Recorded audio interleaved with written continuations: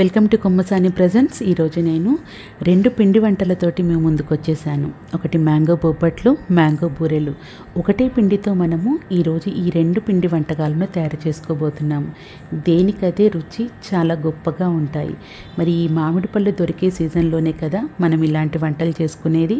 మరి తప్పకుండా మీరు కూడా ఈ 2 రకాల పిండి వంటలను తయారు చేసి అందరికీ తినిపించండి. చాలా బాగుందని మెచ్చుకుంటారు. బూరెలు అయితే చెప్పాల్సిన అవసరం లేదు, చాలా చాలా బాగుంటాయి. అలాగే 10 రోజులు నిల్వ కూడా ఉంటాయి. మరి వాటి ప్రాసెస్ ఏంటో చూద్దాము. ముందుగా నేను ఇక్కడ మామిడి పళ్ళను 3 తీసుకున్నాను. గుజ్జునంతా తీసుకొని పక్కన పెట్టుకోవాలి. మనం మామిడి పండ్ల తీపిని బట్టి దీంట్లో పంచదారను కూడా యాడ్ చేసుకోవాల్సి ఉంటుంది. ఒక మిక్సింగ్ జార్లోకి తీసుకొని దానిలో మనం మొత్తం కూడా పల్పునంతా బ్లెండ్ చేసుకోవాలి. షుగర్ అనేది ఒకవేళ పండు తీపిగా ఉంటే తక్కువ షుగర్ని యాడ్ చేయండి. పండు యొక్క తీపిదనం తక్కువగా ఉంటే కొంచెం ఎక్కువ షుగర్ని యాడ్ చేయండి. చక్కగా వీటిని బ్లెండర్లో వేసి మెత్తటి పేస్ట్ లాగా తయారు చేసుకోవాలి. ఇలా తయారు చేసుకున్నటువంటి పేస్ట్ని మనం ఒక బౌల్లోకి తీసి ముందుగా పక్కన పెట్టుకోవాలి. మనం తర్వాత దాన్ని యూజ్ చేసుకుంటాము. అలాగే ఒక స్టవ్ మీద ఒక నాన్ స్టిక్ బాండీని పెట్టుకోండి. దాంట్లో 2 టేబుల్ స్పూన్ల నెయ్యిని వేసుకొని మనం బ్లెండ్ చేసుకున్నటువంటి ఈ ప్యూరిన్ అంతా కూడా ఆ బాండీలో వేసి ఒక 5 మినిట్స్ వరకు దాన్ని ఉడికించుకోవాలి. మనకి బబుల్స్ వచ్చి కుతకుతలాడుతుంది అనుకున్నప్పుడు మనం తీసేస్తే సరిపోతుంది. ఎక్కువ టైం ఏమీ పట్టదు. అలా తయారు చేసుకున్న దాన్ని స్టవ్ ఆఫ్ చేసేసుకొని బుడగలు రాగానే మొత్తం కూడా ఈ ప్యూరీని చల్లార్చుకోవాలి. చల్లారిన తర్వాత మనం దీంట్లోకి ఇప్పుడు కొంచెంగా గోధుమ పిండిని యాడ్ చేయాలి. నేను ఇక్కడ వేరే రకమైనటువంటి పిండిలను ఏమీ తీసుకోవడం లేదు. అచ్చంగా గోధుమ పిండిని మాత్రమే తీసుకుంటున్నాను. ఈ కొంచెంగా మనం యాడ్ చేస్తూ బొబ్బట్ల పిండి కానీ లేదా బూరెల పిండి కానీ ఎలా ఉంటుందో మనం అలా తయారు చేసుకోవాలి. కొంచెంగానే కలుపుకుంటూ ఉంటేనే మనకి ఆ కన్సిస్టెన్సీ కానీ ఆ టెక్స్చర్ కానీ చాలా బాగా ఉంటుంది. ఒకటేసారి ఎక్కువ పిండి వేసేస్తే మనకు అక్కడక్కడ ఉండలుగా కూడా కడుతుంది. కాబట్టి కొంచెంగా యాడ్ చేసుకొని మనకి ఉండ చేసుకోవడానికి చేతికి అంటకుండా ఉండ తయారయ్యే వరకు, పలుచటి ఉండ తయారయ్యే వరకు మనం పిండిని కలుపుకుంటూ ఉండాలి. మధ్యలో 1 స్పూన్ నెయ్యిని యాడ్ చేసుకోండి, లేదా 2 టేబుల్ స్పూన్ల నెయ్యినైనా యాడ్ చేసుకోవచ్చు. యాడ్ చేసుకున్న తర్వాత ఒకసారి చెక్ చేసుకోండి. మీరు చేత్తో పట్టుకుంటే మీకు ఫింగర్స్కి అంటుతుంది అనుకుంటే ఇంకా కొంచెం పిండిని యాడ్ చేసుకోండి. కాస్తంత అయిపోయింది అనుకున్నప్పుడు ఒక 2 టేబుల్ స్పూన్ల నెయ్యిని లేదంటే నూనెని ఏదైనా సరే పర్వాలేదు వేసేసుకొని చక్కగా పక్కన పెట్టేసుకోండి.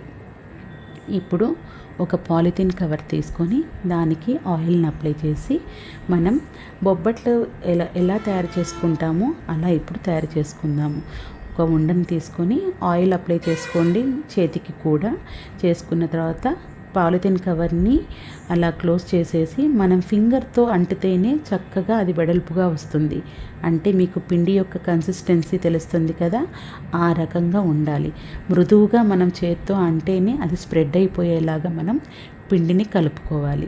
అలా కలుపుకొని బొబ్బట్టుని తయారు చేసుకున్న తర్వాత మనం పెనం మీద వేసేసుకొని నెయ్యి వేసుకొని కాల్చుకోవచ్చు. నెయ్యిని ఇష్టపడని వాళ్ళు నూనెనైనా వేసుకొని కాల్చుకోవచ్చు. కానీ నెయ్యి వేసుకొని కాల్చుకుంటేనే ఆ బొబ్బట్టు యొక్క టేస్ట్ అనేది చాలా చాలా బాగుంటుంది. మ్యాంగో బొబ్బట్టు కూడా మనం తింటుంటే ఆ ఫ్లేవర్ అనేది చాలా బాగా వస్తుంది. తప్పకుండా ట్రై చేయండి, మీకు తప్పకుండా నచ్చుతుంది. అలా నెయ్యి వేసి 2 వైపులా కాల్చుకోవాలి. కాల్చుకున్న తర్వాత ఒక మాదిరిగా మనకి దగ్గరుండి హై ఫ్లేమ్లో పెట్టకండి, మీడియం ఫ్లేమ్లో పెట్టేసి పెనం మీద కాల్చుకొని పక్కన పెట్టేసుకోండి. వీటిని మనం ఇందాక తీసి పక్కన పెట్టుకున్నటువంటి ప్యూరీ ఉంది కదా, ఆ ప్యూరీతో తింటే అసలు టేస్ట్ అనేది అసలు మీరు తిని దాని యొక్క టేస్ట్ని చూస్తేనే మీకు అర్థమవుతుంది. అంత బాగుంటాయి ఈ మ్యాంగో బొబ్బట్లు. చాలా స్మూత్గా కూడా ఉంటాయి, గట్టిపడవు. చల్లారిన తర్వాత కూడా ఇవి గట్టిపడవు. అలాగే మనం దీన్ని ఒక 2 రోజుల వరకు కూడా నిల్వ ఉంచుకోవచ్చు. ఇప్పుడు బొబ్బట్లు అయిపోయిన తర్వాత బూరెలకు వద్దాము.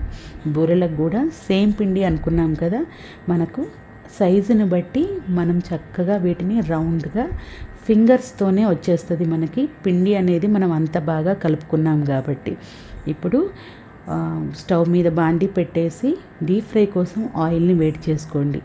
మీడియం ఫ్లేమ్ని పెట్టుకోండి. హై ఫ్లేమ్లో పెట్టుకుంటే పైన రంగు వస్తుంది కానీ లోపలంతా కూడా ఉడకదు. కాబట్టి మీడియం ఫ్లేమ్లో పెట్టుకొని చక్కగా ఎన్ని పడితే అన్నీ మనకి ఇక్కడ బూరెల్ని వేసేసుకోండి. బూరెలు చూస్తున్నారు కదా, చక్కగా బూరెల్లాగా చాలా చక్కగా పొంగాయి. మనం పిండి కలుపుకునే విధానాన్ని బట్టి మనకి బూరెలు అనేవి ఇలా పొంగుతాయి. ఇలా చూస్తున్నారు కదా, ప్రతి బూరె కూడా చక్కగా బెలూన్ లాగా పొంగింది. అంత బాగా మనం పిండి కలుపుకున్నట్టు అర్థం. ఇప్పుడు వీటిని కూడా చక్కగా బంగారు వర్ణం వచ్చే వరకు ఫ్రై చేసేసుకొని పక్కన పెట్టేసుకోండి. ఇవి 10 రోజులు వారం రోజుల వరకు నిల్వ ఉంటాయి. టేస్ట్ కూడా చాలా చాలా బాగుంటుంది. ఇప్పుడు నేను విడదీసి చూపిస్తున్నాను. చూసారు కదా, లోపల కూడా చాలా బోలుగా చాలా బాగుంది.